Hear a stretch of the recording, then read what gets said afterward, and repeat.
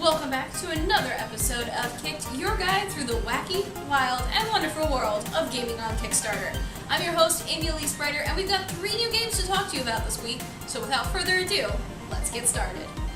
To start things off on our agenda, we have Griffin Knight, which is created by Cyber Rhino Studios. Griffin Knight is a medieval fantasy shoot 'em up, which does not sound like two genres that would normally go together, but somehow the team has made this one work. You are a retired knight with his trusty Griffin steed, and you've been called out of retirement because things are not quite right. You've discovered that most of your former allies are now your enemies, and you're off on a quest to put things right. As you progress through the story and explore, you'll have face a variety of different bosses, a lot of them being your former allies, as I mentioned earlier, and with each defeat, you gain a new weapon that you'll be able to equip and use throughout the rest of the game. They have 14 days left to go on their campaign, and they've raised just under $7,000 of their $18,000 goal. So if you'd like to see a nice twist on the shoot 'em up genre come to life, I had. Our next game is from Guts Department, and it's called Aegis Defenders. It's a post-apocalyptic game following a war that has wiped out the memories of most of the population. Technology is tightly controlled and is actually seen as magic. You play switching off between a grandfather and his granddaughter who are on a quest to find an artifact that they think may save their village. The grandfather is quite a bit of a mechanic, so brings in tower defense mechanisms as he can set up turrets and different weapons to help defend various points, while she is more of the explorer and can shoot things down and take things out while he's currently building. You'll be able to switch on and off, but they've also unlocked in one of their stretch goals the ability for co-op play, so there's that aspect of the game as well.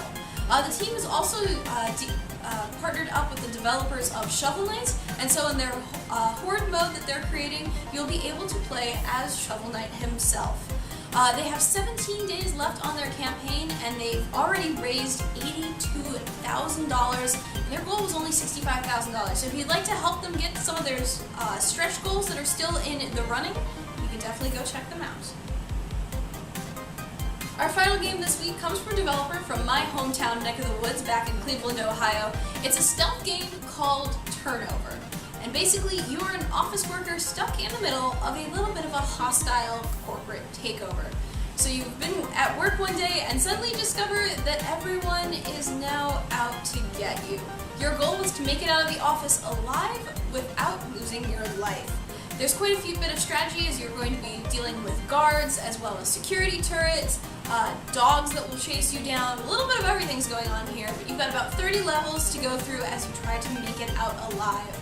They have an $800 goal, which doesn't seem like much, but they're already halfway there, and they've got 12 days left to go on this campaign, so if you'd like to help out this really interesting take on the stealth genre, I highly recommend checking them out.